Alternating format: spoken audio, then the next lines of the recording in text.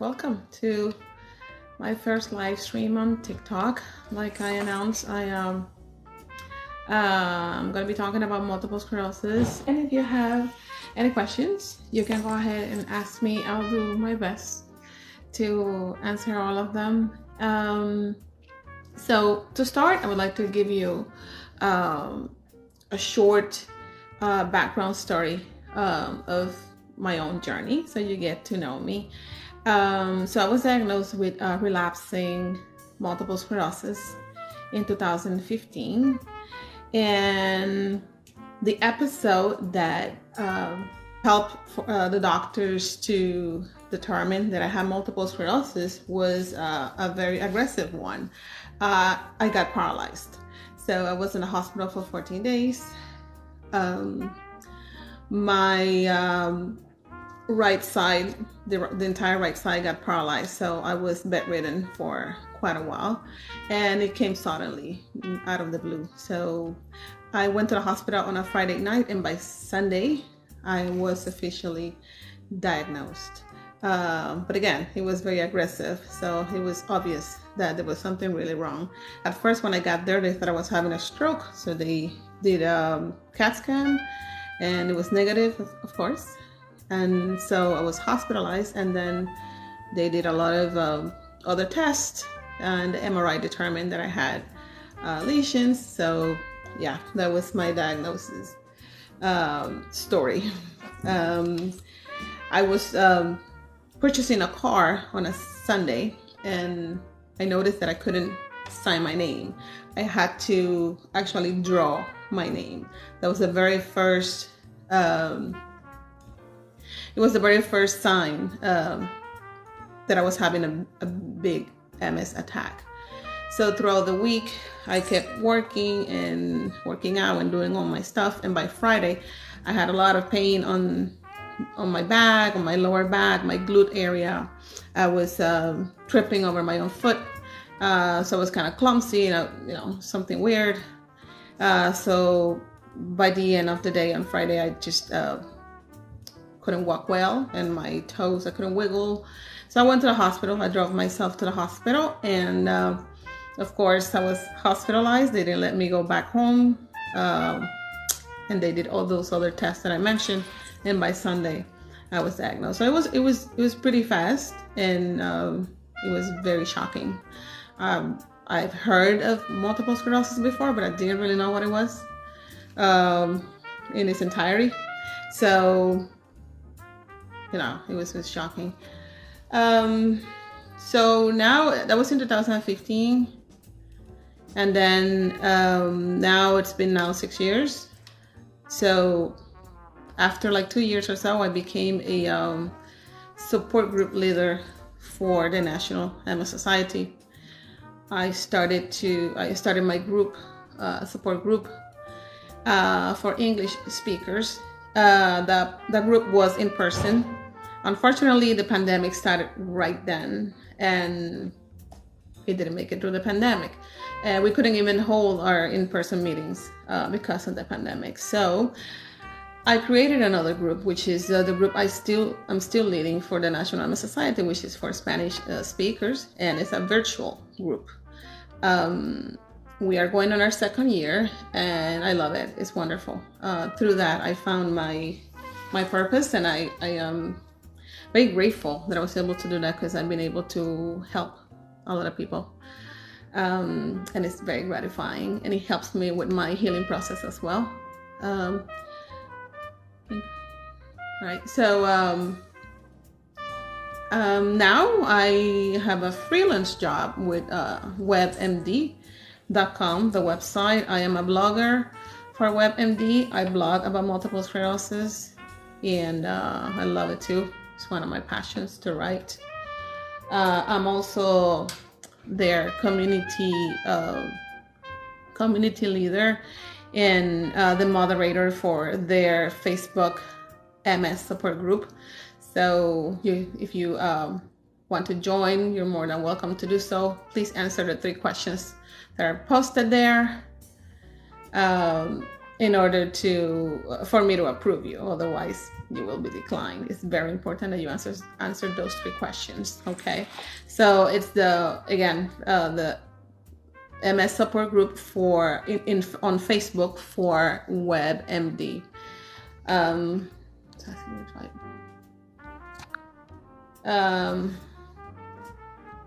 Sorry, I am new to this.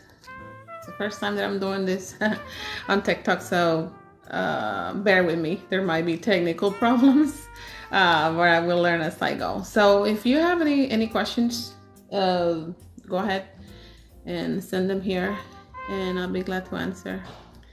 So yeah, so it's been 6 years now. I not consider relapsing multiple sclerosis anymore. I'm actually secondary progressive. I'm on Ocrevus currently for the last 3 years, since 2019. You probably have watched some of my videos. I'm in the process of deciding if I am going to continue on Ocrevus or not. I have not decided yet, so we'll see. I'm still in the process. I was on Gilenya first, and with Gilenya, I did pretty good. I didn't have any relapses. I didn't have any new lesions, but after like the 3rd year, it stopped working for me. And so I decided to switch. Yes, I do PT. I've been doing PT for 6 years now. It's a non-stop. It's part of the maintenance. Condition of my brain and spine, lots of different weird things. Was diagnosed with MS, and then toe. Yeah, MS can be weird. All the symptoms of MS are very weird and very different for everybody. So what's weird or like you said, weird for you, it can be unknown for somebody else, or what's normal for me can be really weird, because not everybody has the same symptoms.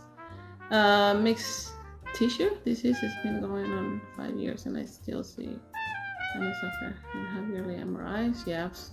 Yes, yearly MRIs are important. Yeah, for sure. I have my yearly MRIs as well. We have to monitor what's going on to see if there's more lesions, or if they're active, or even good news. Sometimes they shrink. So that means they are not active, and they turn gray as well. So that means they're not active. What else? To continue to advocate for yourself. Is it best to continue? Is it best to continue to advocate for yourself? If that is a question, sure. You are your best advocate, for sure. You are your best advocate. Always go with your gut. Of course, you have to follow doctors' suggestions, but I like to say suggestions and not orders. I mean, that can be misinterpreted, but it's good to follow your gut. You know your body better than the doctor, and your doctor probably does not have MS. So I always think of it like when you go see a gynecologist and he's a male. He might have gone to medical school and read all the books in the world, but he would never know what it is a cramp from your period or delivering a baby. So, the same thing with the neurologists. I mean, they are really good at what they do, and of course we have to be in touch with your doctor at all times and follow their advice. But when there's something that you feel like it's not right, you really have to insist, because you know better than he does. So you're welcome. So anyways, so I'm very active in the MS community. I do a lot of things. I just recently came back from Puerto Rico. I went to meet my my group that I lead, my members. I went to meet them in person. We had an awesome time. They were able to do many activities that they usually don't do because of their mobility issues. So we made sure that we found stuff that was adapted for what they could do, and it was amazing. They had a life-changing experience, and now they want to do it all over again. So I guess it turned into a yearly thing that we will have to do. I also collaborate with other MS organizations like the Multiple Sclerosis Association of America, Shift MS in England, MS Society, and well, you know, I like to stay active. It keeps me in check, but also it's, like I said, it's very gratifying to be part of a community, help them, and it's something that I just enjoy. Because I always knew that I was a service person. All my life, I knew I was a service person. I just didn't know where to channel that. Like, I didn't know what was the purpose, what did I want to do. And then when I was diagnosed with multiple sclerosis, then I understood that, okay, so this is the path that I'm following, and it's been great. It's been really good. So some people asked me when I posted that I was going to be live, if there were resources available, or what type of resources were available. And well, there's so many. It's a question that has a lot of answers. It depends on what your needs are, really. But I can tell you that the MS Society has many ways of helping. I hope that you know, once you are diagnosed with multiple sclerosis, you actually become a member of the society and sign up for emails and the newsletter, and that way you will get information about what's going on in the society. You will also receive a copy of the magazine Momentum, which I was also there in that magazine. That was a really good experience. I was interviewed for that magazine in 2021, I believe it was, in the spring edition. You can also access that magazine online. It's digital as well, so you don't really need to even receive a copy. You can see it on their website. The website for the National MS Society is nationalmssociety.org. There are tabs there for, I have my computer next to me, yeah, you know, for reference, quick reference. So there's a tab there for resources and support. In that tab, you can find support in your name, in your area. You can just put your zip code and narrow it down to your area. You can find support groups. You can find resources like funds that you might need for certain equipment, mobility equipment, or for any other thing that you need. There's many links there for like long-term care as well, help for your caregiver. I mean, the resources are endless. So I would highly recommend that you join the MS Society, and if you have not done so yet, and navigate through to the website. There's so many resources there. There's education programs. You can access the live streamings of the National MS Society. They go live every Friday at 1 p.m. I believe it is, with the Ask an MS Expert series. They go live on YouTube and Facebook every Friday. You can also go back and see previous episodes that have been aired or streamed, I should say. And there's a lot of information. Like, my best recommendation would be always to look for information on reliable sources. Always. There's a lot of things about multiple sclerosis online. And a lot of them are scary. You know, MS is, you know, it's effed up. MS is not cool at all. That's for sure. But you don't have to freak out either. You know, it's not the end of the world. It's tough. It's tough. It's for tough people. But there's a lot of resources and assistance, and there's a huge community also, a support community, and really I've met wonderful people that have changed my life. So you know, and within the back, it's still a good thing, because there's really good people in the community. You can share the best or worst experience you have had this week. Well, this week I've been really busy, but it has nothing to do with MS. Last week or 2 weeks ago, maybe. Sorry, my memory is not the best. I have lesions. I had a terrible episode of hypersensitivity after having steroids. It was awful. It was awful. It was terrible. I had all this electricity going on, and I lost control of my body. I had this, I cannot even explain it. They were like waves of sensitivity, and it would move through my body, and it would make me like move weird movements and scream at the same time, and cry. It was scary. I didn't know what the hell was going on. So after that, I talked to my neurologist, and he said that he was going to attribute all that to the steroids, and that he would think twice to give me steroids again. I've had them before, so I don't know what happened. I did this steroids course, 5-day course, because I'm in the process of trying to decide if I'm going to switch from Ocrevus. So I did it so I could calm or keep things quiet and avoid any inflammation or flare-ups in between, in that gap of time. So I could be safe, in other words. Because if you are on Ocrevus, or if maybe you have heard about the crab gap, the Ocrevus, we take the infusion every 6 months, but in reality, on the 4th month, it wears out.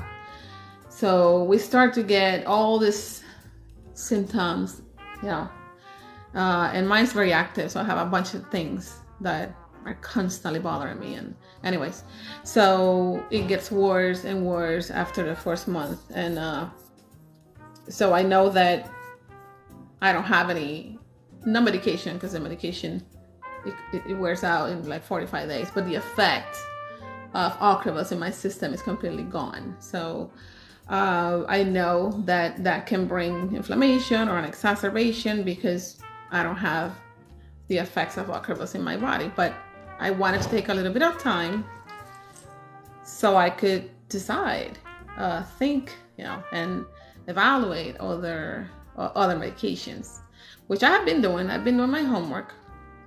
I've been reading about other medications. I went to a live event of Mavenclad. I had a second opinion with Dr. Aaron Buster, that probably many of you have seen online. He's very famous. He's on social media all the time, and he has his own YouTube channel. And it was awesome to meet him. An amazing experience. But still, after seeing him, I have not made up my mind. So we'll see. I don't want to rush it. I'm going on vacations tomorrow. And that's all that's in my head right now. I don't care about nothing else. When I come back, I will focus on that. For now, I'm just gonna enjoy myself. So yeah. So basically, that's my story. I lived a normal life for 30. I think I was diagnosed when I was 38, I believe it was.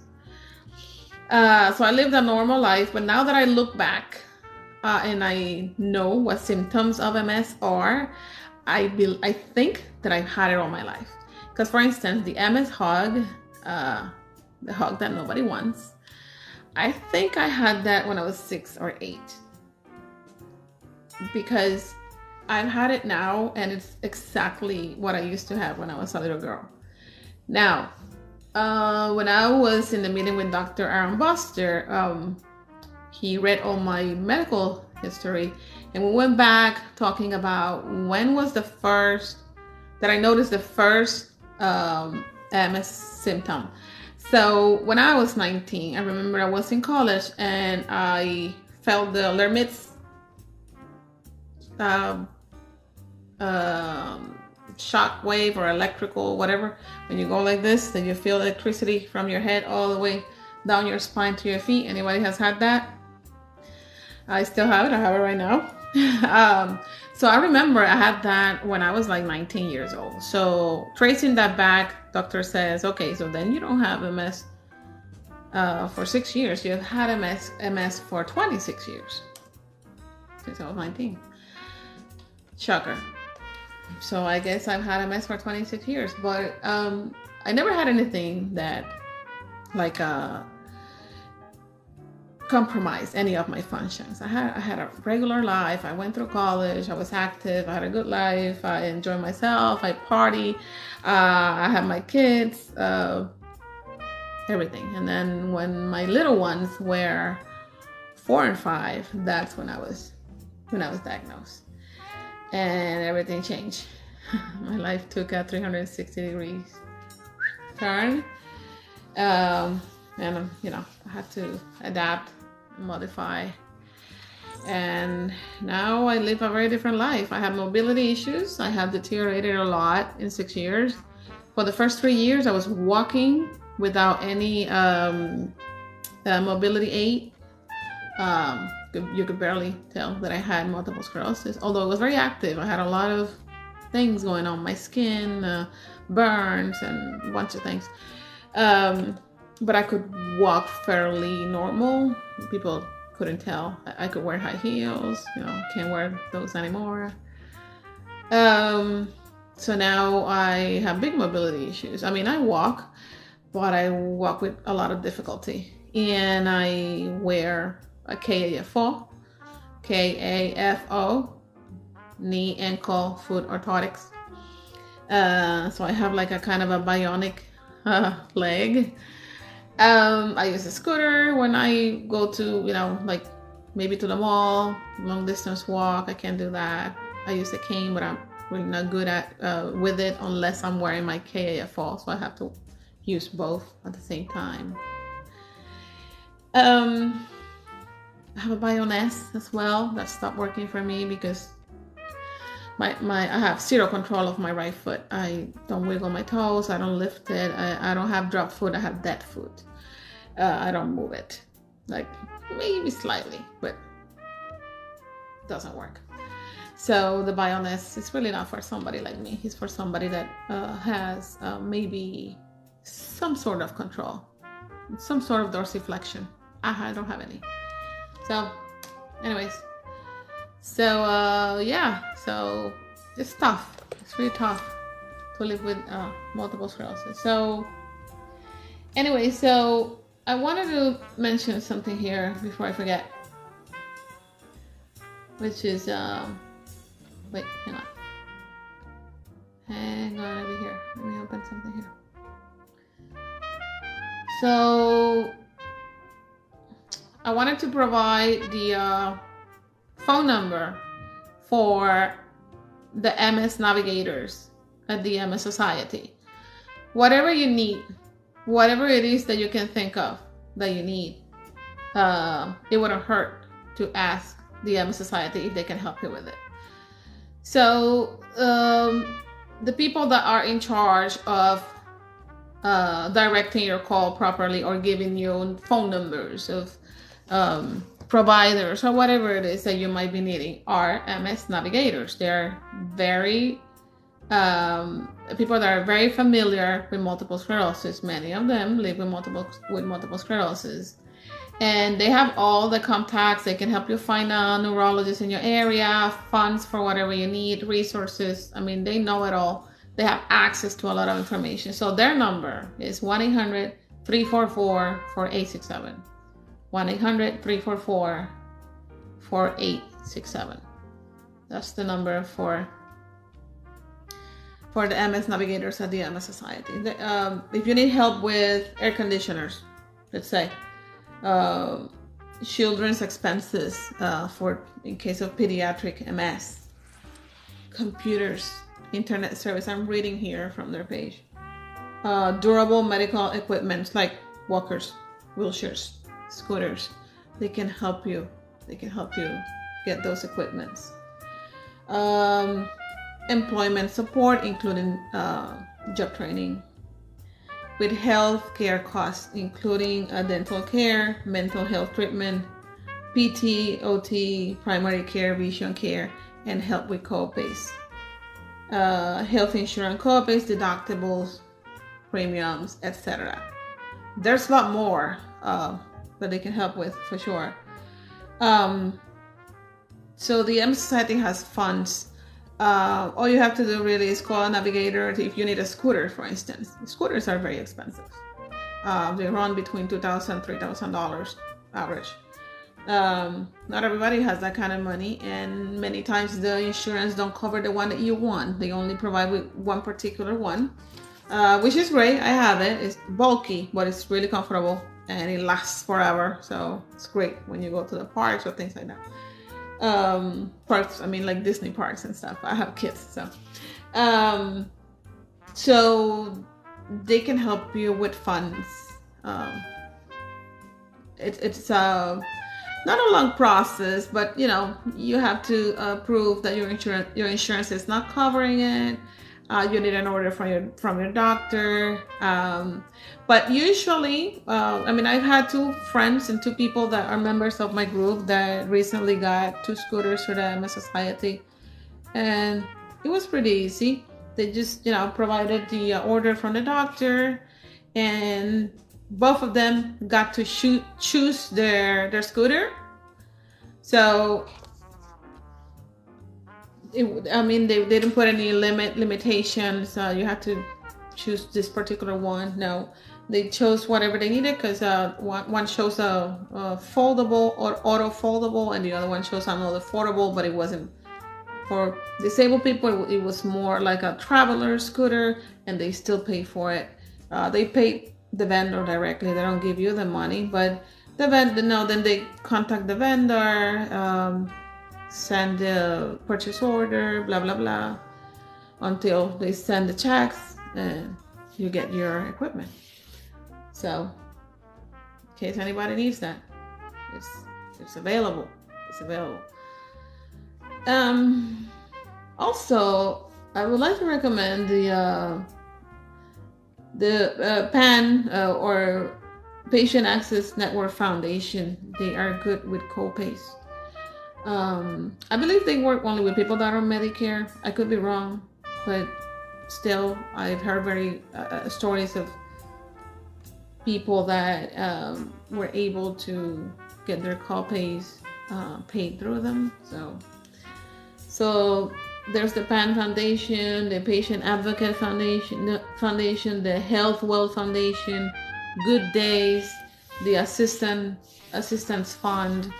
All this you can find on the National MS Society's website.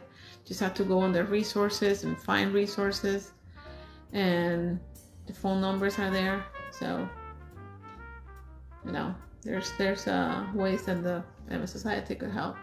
The other, like the MSAA, Multiple Sclerosis Association of America, they also can help, and not in the same way that the National MS Society can help. They don't have maybe as much funds, but they can still help. They have the cooling program, which is pretty cool. During summertime now, that is nasty hot outside. You can get the cooling vest through them. It's free. The Multiple Sclerosis Foundation provides them. The Multiple Sclerosis Association of America does too. And the MS Society, they don't provide the actual vest, but they give this. They have like a discount program for providers. So I always get them through the Multiple Sclerosis Foundation. My members and friends do as well. and everybody's pleased. They have different styles. They even have hats, um, straps for your neck, vest for under your clothes or over your clothes, you name it, caps. They have it all. Does the Ocrevus wear off after 4 months for everyone taking it? Well, everyone, we would be generalizing too much. We know that MS is different for everybody, but I've heard many stories. I'm not the only one that goes through that. So it's very common, I would say. It's very common. But there could be somebody that doesn't, that they don't go through that. I mean, I don't know, but yeah, I've heard stories of many MSers that go through the same thing. I do.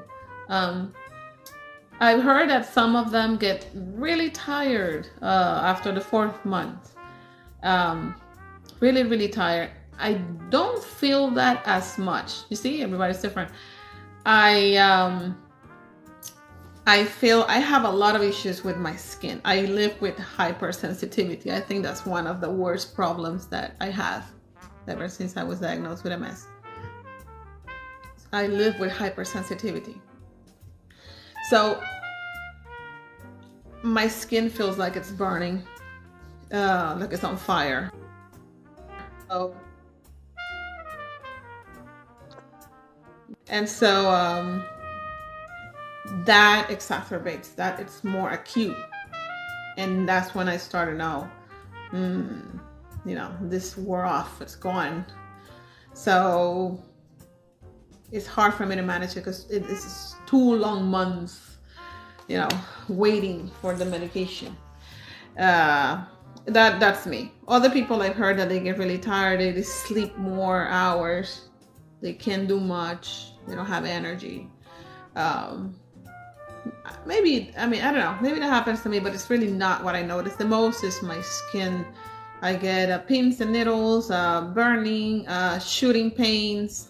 I feel a lot of poking in my eye, like somebody pokes me, or anywhere else on my skin. The eyes is very, it's horrible. I feel like somebody poked me with a big needle, just for the hell of it.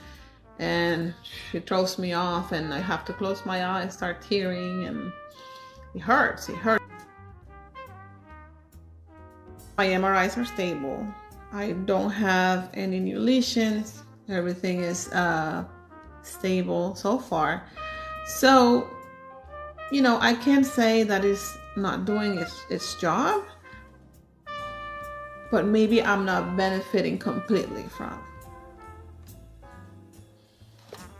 Explanation for why I have been deteriorating. That's what they don't have explanation for, because they say that there's nothing in the formula of Ocrevus that could cause my physical deterioration, because it went pretty fast. After the 3rd year, I went from a cane to a scooter, from a scooter to a KFO, and it was like, really fast. So there's no explanation that they can give me, reasonable explanation as to why I've been deteriorating so fast, because Ocrevus, again, there's nothing in the formula that could cause it, and I am tolerating well, and I don't have any lesions, and other symptoms like fatigue, for instance, went away. So it looks like it's working, right? From the medical point of view, but clinically, there's an obvious deterioration, and nobody can give me a reason why. All they say is, MS is taking its course. I understand that. I know that Ocrevus is not gonna stop it. No DMT is going to stop the progression, but it's supposed to slow it down. That's what they tell you, right? Sure, no problem. So it's supposed to slow down, and in my case, I think it has not slowed it down. So I struggle with fully, liking Ocrevus. So I went from relapsing MS to secondary progressive really quick. And when I was first diagnosed, and I was talking with my doctor about, how long it takes for patients to move from one category to the next, or maybe to end up bedridden or on a wheelchair. And he said a lot of people, it takes them like 20 years. 20 years. And I was happy with that. But then on the third year, I was deteriorating. Whew, let me turn my light on here. Remember I lost power? Let me just, this is too bright. Hang on just a second. That's better. All right. All right, we're back. So, I thought, you know, because I was doing so well, I recovered so well. I recovered at 90% of my functions after being paralyzed. You know, it's like I came back from the ashes. I was bedridden, like that was intense. And then I recovered and I was able to walk. And I had to relearn how to do things because my brain forgot many things of, you know, my daily or life skills, I should say. I forgot how to do it. So I had to kind of retrain my brain, but my brain retrained pretty fast. I was back working after 5 months, and my job required a lot of memory because I was a medical interpreter for a long time. So it required that I remember what I was hearing because I was translating in real time. So, you know, I thought I got this. This is great. You know, I got this. And then after the third year, boom, I started to deteriorate. My life started to change, and I started to depend on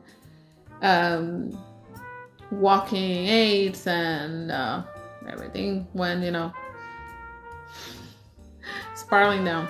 And I was like, what's going on? I mean, I thought that it would take maybe 10 years, not even 20.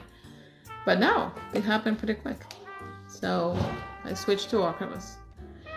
And the reason why I feel like Ocrevus might not be the right medicine, or maybe I should rephrase that, maybe that I think is the cause of my deterioration. That's what I think. That's not what, it's not the truth. You know, it's not even supported by a doctor or any other medical organization. I mean, it's just what I think. It's my gut tells me.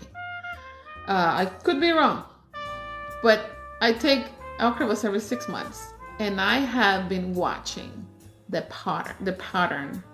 Every 6 months, I deteriorate more. So I take the infusion, and on the third week or so, my weak side is the right side. So I have a lot of weakness on my hip area and down my leg, especially my hip. And if the hip is not strong, you won't walk well. So mine is like very weak, and I have now atrophy, and I have lost muscle mass, whatever. But I have established I have seen or have noticed an established pattern. Every time I take it, every 6 months, like after the third week, I deteriorate more. I drag my leg more, to the point that I don't move my foot now. It was too fast. So that's the main reason. Of course, my doctor does not support that idea that I have, or theory, or hypothesis, whatever. You know, but that's my story. That's what happened to me. It's not something that I came up with. It's real. It's real. I can't walk well anymore. There's many things I cannot do. I'm just, you know, a trooper and a fighter, and I still find ways of doing it. Because I'm an action person, and I'm an active person, and I refuse to just, you know, sit down and cry in a corner. That's not who I am. But it's tough. Yeah, it's tough. Yeah, and has changed. It has changed the way I do everything, pretty much. So, you know, so that's where I'm at. Just trying to figure out what I'm gonna do. But I definitely think, or I definitely agree with the doctors that, you know, when you have MS, you have to be on a medication. I would not recommend at all not to be on medication. I know I have to be on something, Just have to figure out which one. I don't know. Maybe I'll continue being an Ocrevus until I know they're making more, and soon. I think 2 or 3 are coming out soon. So I don't know. Maybe I just have to wait a little bit until those come out and then consider those other. I just don't like injections. He told me to get on Kesimpta, which is like Ocrevus on small portions or doses, and it's a monthly injection. So he said instead of that would fix that problem of the crab gap for those 2 months, because then I will have Ocrevus constantly instead of having to wait those 2 months towards the end of that cycle. But I don't like injections. I don't want to do injections. I don't know. It's just something that I don't want to do. I don't think I can do it. And I'm not scared of injections. I mean, I've had surgeries and a bunch of stuff. So it doesn't scare me, but I feel uncomfortable having to do that and having to do that myself. I don't know. And also I've seen injection sites and they tend to create a dent in your skin. I already have atrophy. I don't want nothing else in my body. I don't know. It's not something I would like to do. I'd rather go and get an infusion, or take a pill or something like that. So, who knows? I don't know. Let me see something here. So, all right. So, yeah. I think I answered the question. How long did it take me to get diagnosed? 2 days. 2 days. I went to the hospital Friday night with almost my entire right side paralyzed, and by Sunday. And actually, I had to wait until Sunday because the doctor was supposed to show up on, the doctor on call was supposed to show up on Saturday. He never made it. And because he never made it, I got really bad paralysis. I was like halfway there, and if I would have started the steroids that they gave me at the hospital right then, maybe I wouldn't have all the damage that I have now. But he didn't show up, so he didn't put the order, and I had to wait 1 more day until Sunday. And then when he showed up, I was completely paralyzed. I couldn't move anything on my right side. I remember they used to bring me the food, right? They bring me food. So I was sitting up on the bed, and I had my tray here, and they would put the foot in front of me, and they would walk away. I was paralyzed. I'm right-handed. Well, now I'm a lefty. I had to learn. And my brain rewired to the left, so pretty good with my left. But at the moment, I'm right-handed, and so they would put the foot there and walk away, and I'm starving, looking at it. I'm like, how am I supposed to do? Remember, I'm adapting to what's happening to me as well. I'm just trying to absorb and digest what's happening. So I'm thinking that I should be able to eat it, but no, they were supposed to help me, right?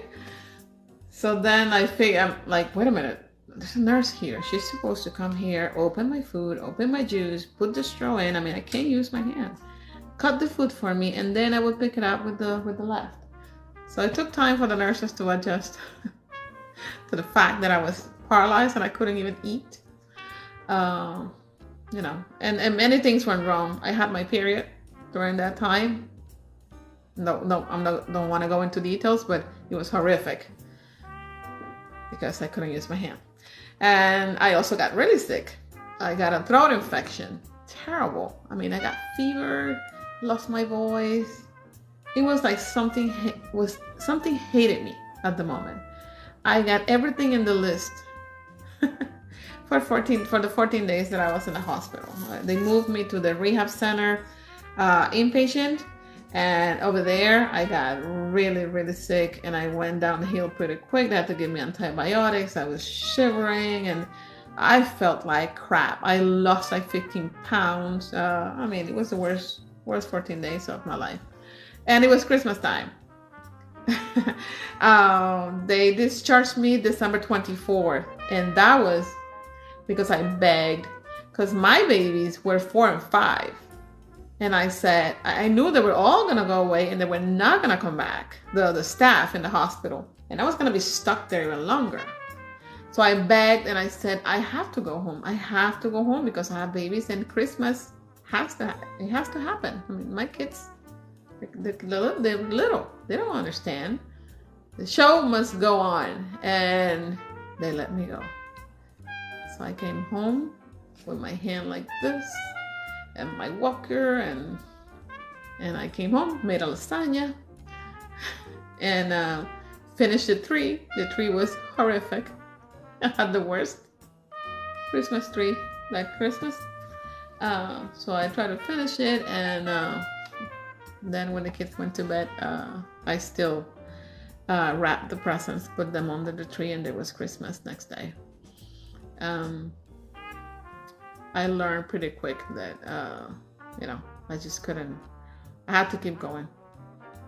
Because, I have my little kids. They needed to have their Christmas. It was just fair. Although it was a really hard time for me, but, I don't know, we did it.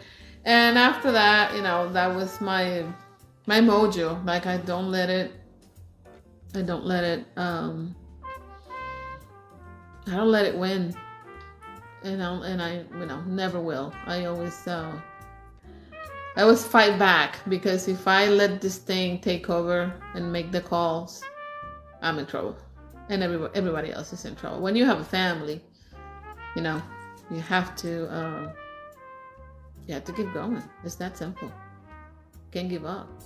So, anyways, it's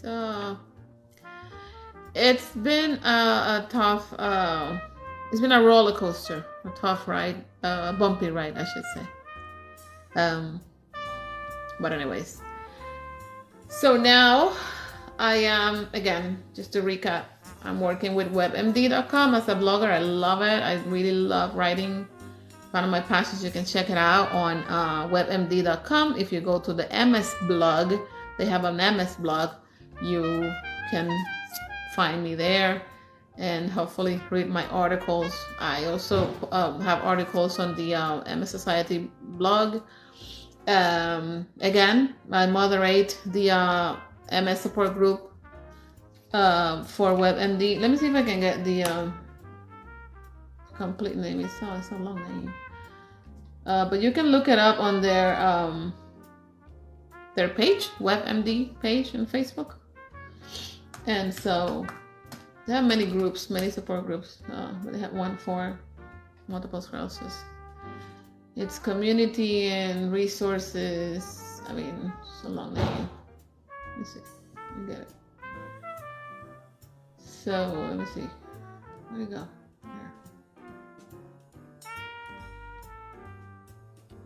Here. Multiple sclerosis community support, resources, and discussion.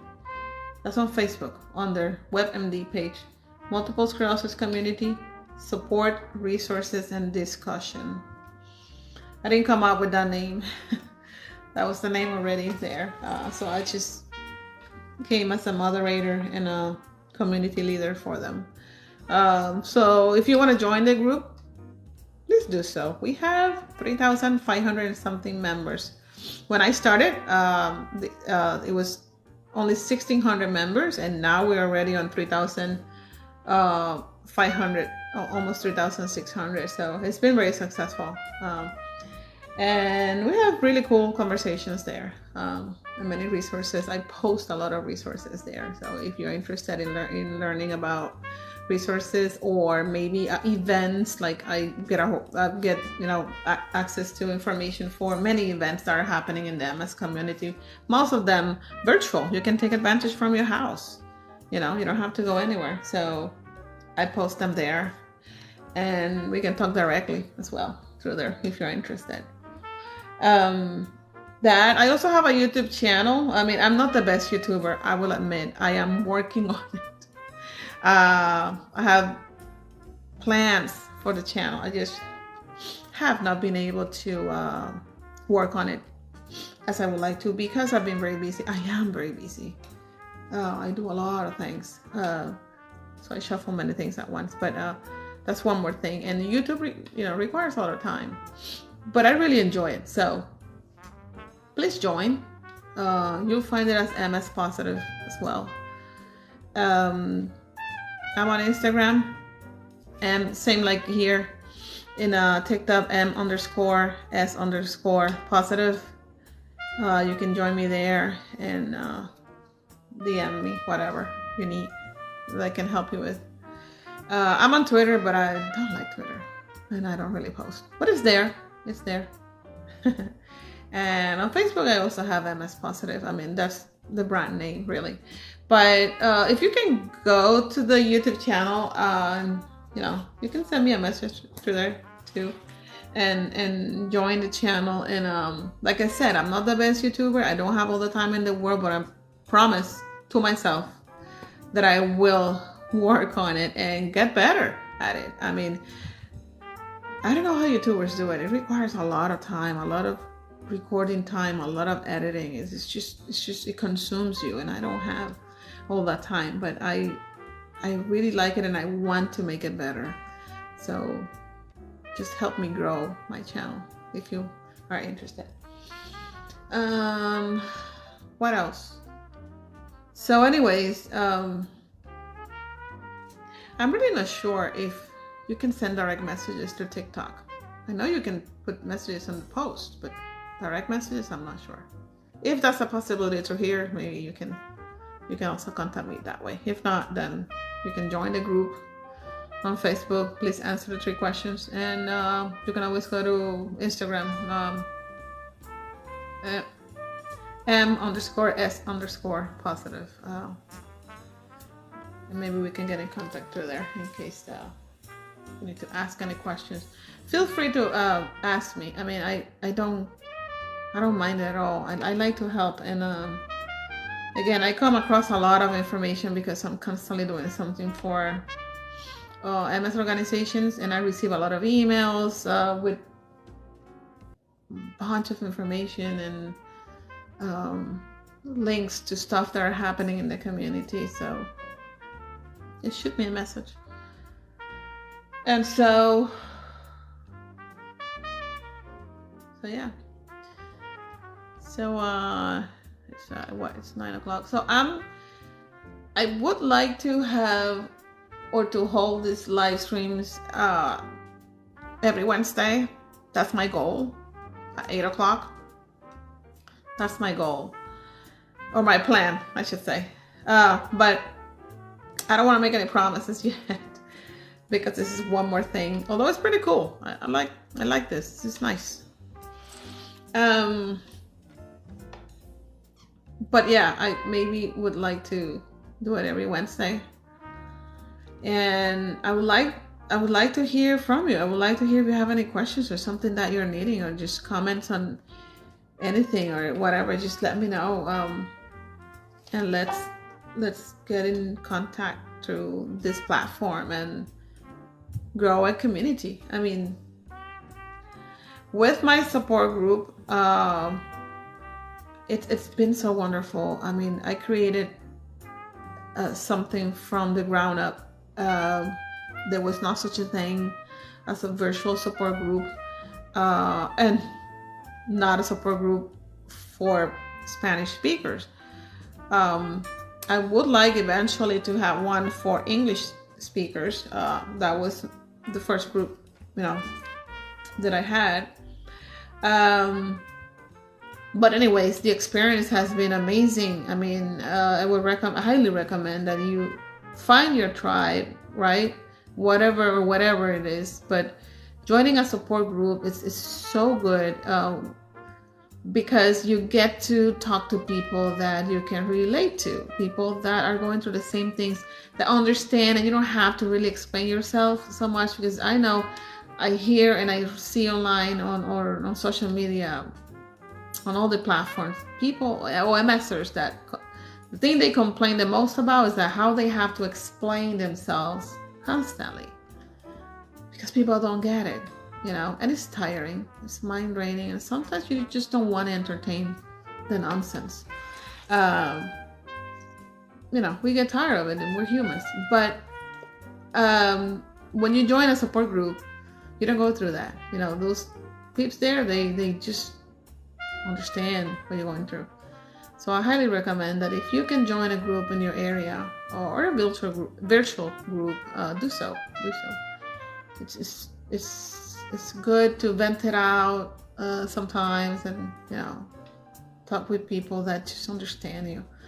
Because as much as we or as much as our caregivers or family around you try to be part of your support network, and they're great at what they do, I mean, that's great, but they don't feel the symptoms. So when you explain something crazy, they don't get it, or they stare at you and look at you like, sucks to be you, kind of. But they don't really understand it. So being part of a support group is just amazing, and my experience as a leader has been amazing. I mean, it's been wonderful. It's been wonderful to be able to help people. And we have a really good dynamic in my group. It's not like a boring group when people are crying or complaining. We have a really cool dynamic. We laugh a lot.